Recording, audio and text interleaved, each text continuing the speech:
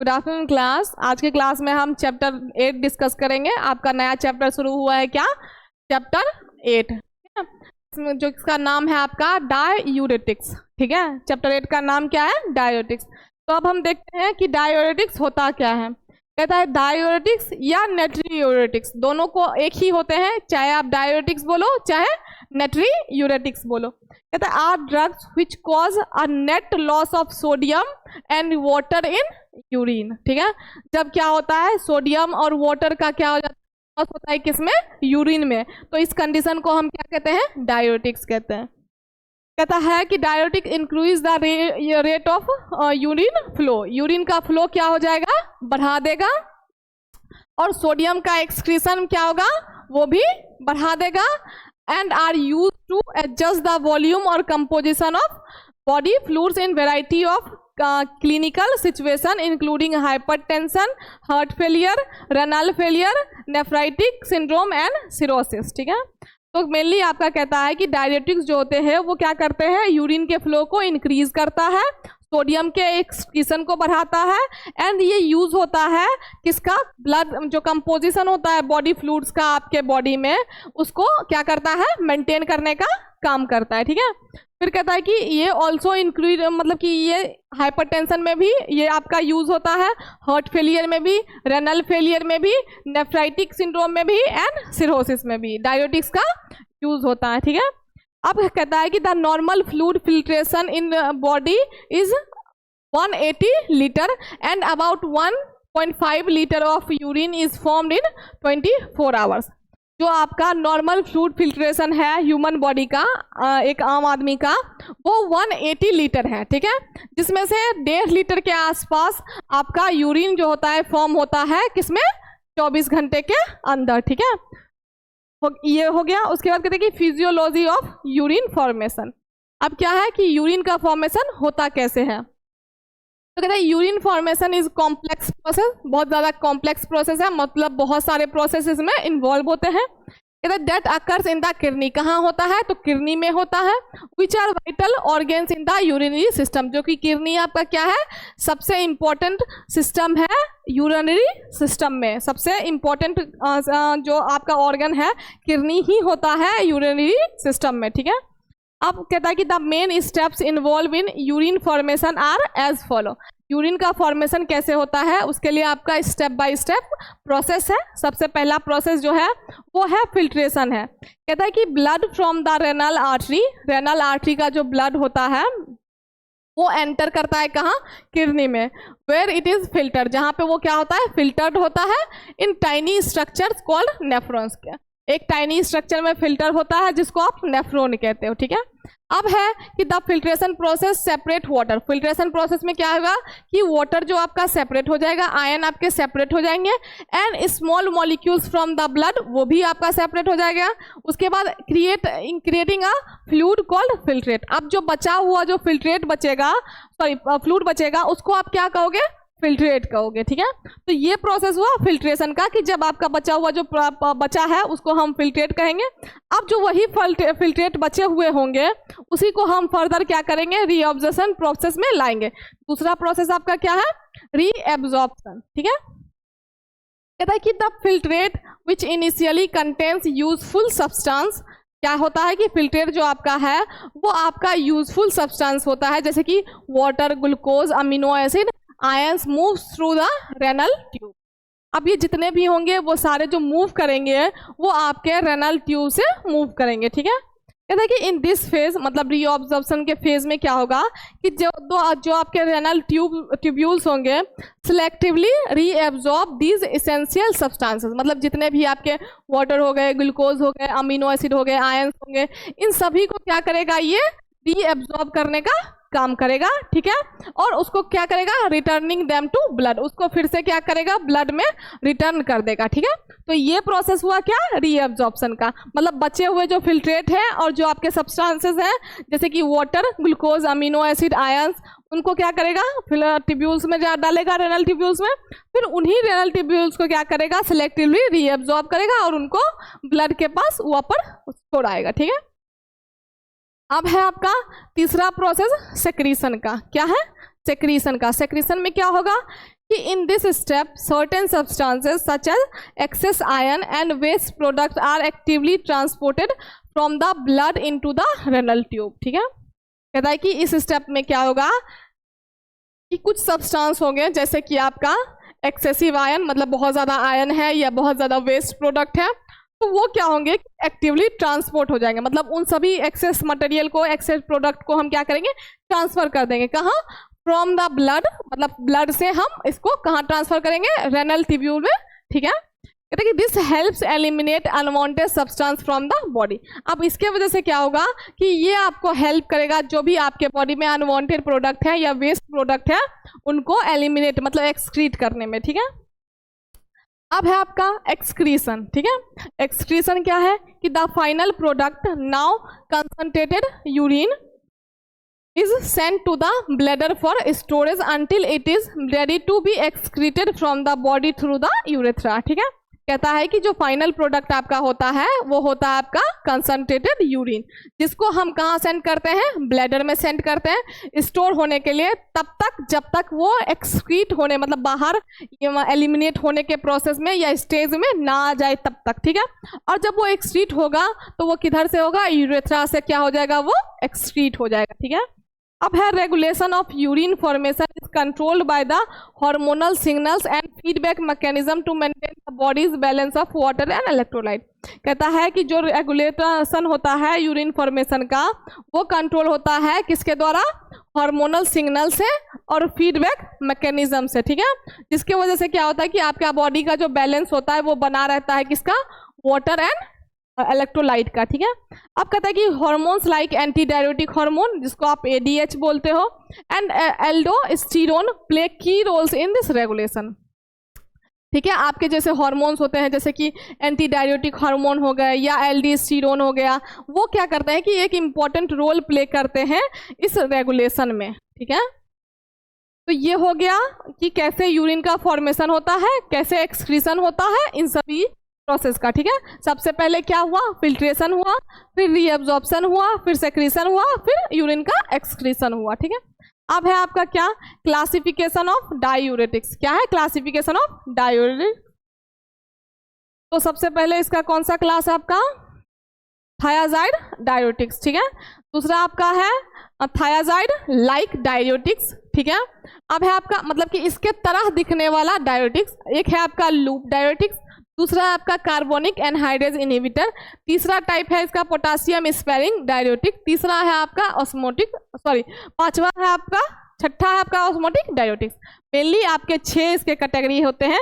सबसे पहला thiazide diuretic, thiazide like diuretic, loop diuretic, तीसरा कार्बोनिक एनहाइड्रेज, चौथा पोटासियम स्पेयरिंग, पांचवा और ऑस्मोटिक डायूरेटिक छठा। ठीक है, अब उसी ड्रग के एग्जाम्पल से आपके जैसे क्लास 1 में आपका है थायाजाइड डायूरेटिक, तो थायाजाइड डायूरेटिक का एग्जाम्पल हो जाएगा आपका हाइड्रोक्लोरथायाजाइड और क्लोरथैलिडोन। ठीक है, अब आया आपका थायाजाइड लाइक, मतलब कि जो इसके तरह होता है, तो इसमें आपका आ जाएगा मेटोलाजोन और आपका जिपामाइड। ठीक है, मेटोलाजोन and जिपामाइड।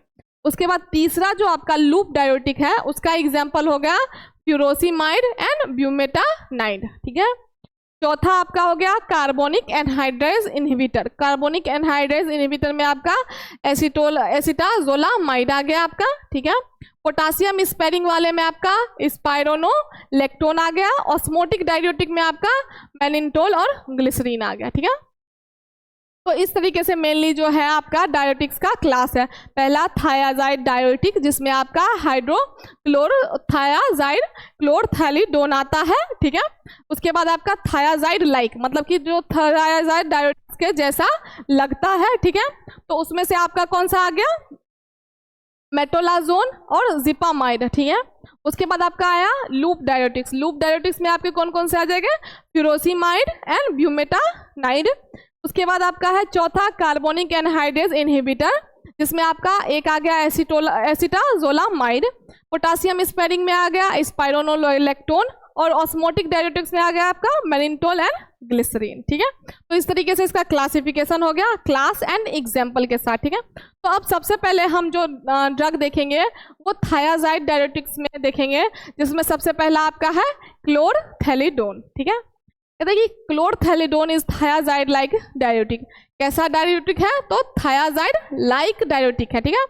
Where as other agent in the group are thiazide, जिसमें जो अदर ग्रुप अटैच होगा वो आपका थायाजाइड ग्रुप अटैच होगा क्लोरीन ग्रुप के साथ। कहता है कि these drugs act by inhibiting sodium और chlorine symporter at the luminal membrane of early DCT. कहता है कि ये जो आपका होता है वो क्या करता है? सोडियम और क्लोरीन को इनहिबिट करने का काम करता है, ठीक है।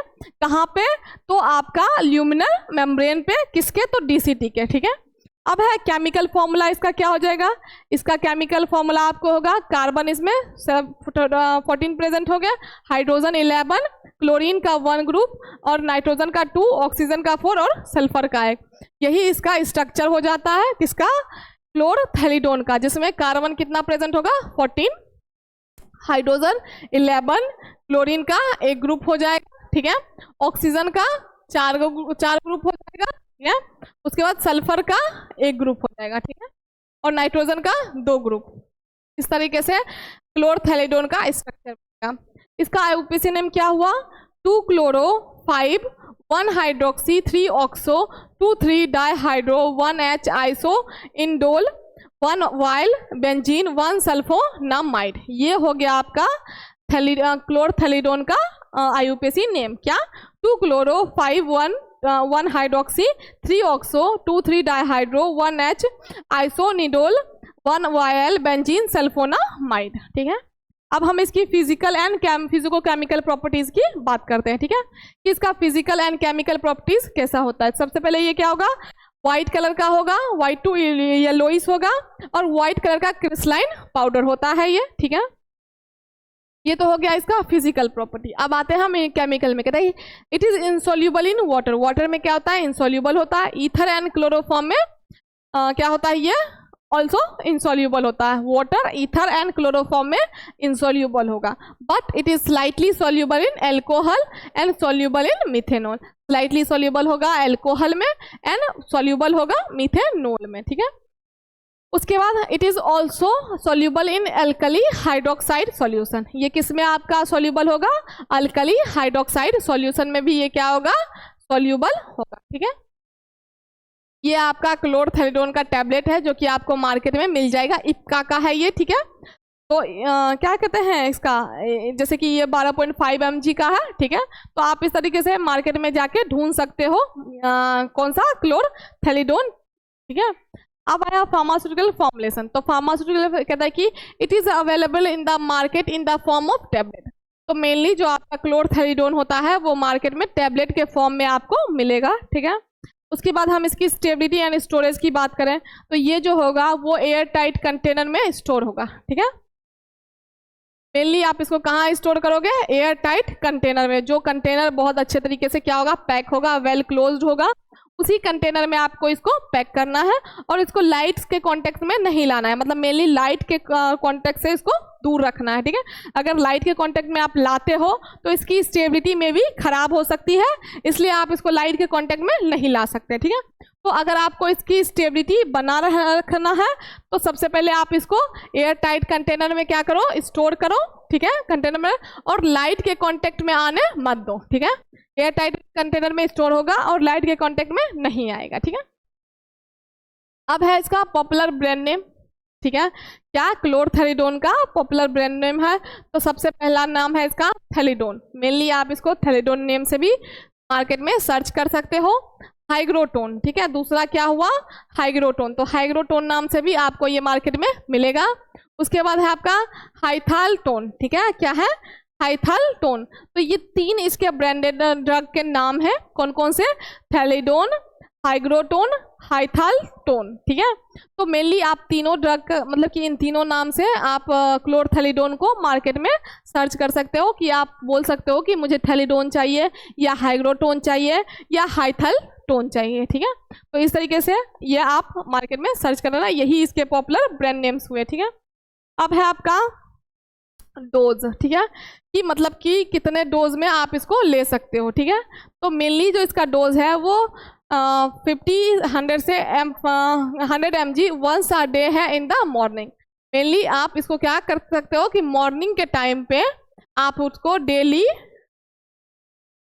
मतलब डेली दिन में क्या कर सकते हो, एक बार आप इस ड्रग को 50 से लेके 100 mg तक ले सकते हो, ठीक है। ये जो mg रिक्वायर जो है या mg जो डिपेंड करेगा वो इस चीज़ पे डिपेंड करेगा कि जो पेशेंट की कंडीशन है वो किस तरीके का है, तो उसी हिसाब से mg उनको प्रेफर किया जाए, प्रिस्क्राइब किया जाएगा, ठीक है। अब है मेडिसिनल यूजेस, ठीक है। लास्ट में क्या है आपका मेडिसिनल यूजेस, तो ऑब्वियस ही बात है किसके लिए यूज करोगे ये, तो कंजस्टिव हार्ट फेलियर के कहते हैं कि it is use for the treatment of oedema associated with heart failure, ठीक है। मेनली आप इस ड्रग को मतलब कि क्या क्लोरथेलिडोन को आप कंजस्टिव हार्ट फेलियर में यूज कर सकते हो, ठीक है। तो आज हमने पढ़ लिया क्या डाययूरेटिक्स क्या होता है, और साथ में हमने क्या पढ़ा कि उसमें कौन कौन से ड्रग्स आते हैं, ठीक है। तो डाययूरेटिक्स में मेनली आपका क्या होता है कि जो सोडियम और वाटर का लॉस हो जाता है यूरिन में, ठीक है, इसके बारे में पढ़ा हमने। उसके बाद फिजियोलॉजी पढ़ा हमने कि कैसे यूरिन का फॉर्मेशन होता है, तो उसमें फिल्ट्रेशन होता है, रीअब्जॉर्प्शन होता है, सेक्रीशन होता है ना, एक्सक्रीशन होता है। क्लासिफिकेशन हमने पढ़ा 6 टाइप का ये होता है, ठीक है। Thyroid diuretic, thyroid like loop diuretic, carbonic anhydrase inhibitor and potassium sparing और ऑस्मोटिक डायरेटिक, ठीक है। उसके एग्जाम्पल्स भी हमने देख लिए। उसी एक एग्जाम्पल में से हमने पढ़ा था क्या क्लोरथेलिडोन, जो कि आपका क्या होता है थायराइड लाइक डायरेटिक होता है, ठीक है। इसका हमने chemical formula, IPC name, physico chemical properties, pharmaceutical formulation, stability, popular brand name, dose और मेडिसिनल सभी हमने पढ़ लिया। अब नेक्स्ट के क्लास में हम इसी डायरेटिक्स में से और भी ड्रग्स के बारे में पढ़ेंगे। जैसे हमने आज एक के बारे में पढ़ेंगे, नेक्स्ट क्लास में हम और भी 2-3 ड्रग्स के बारे में डिस्कस करेंगे, ठीक है। चलिए इतना ही, थैंक यू।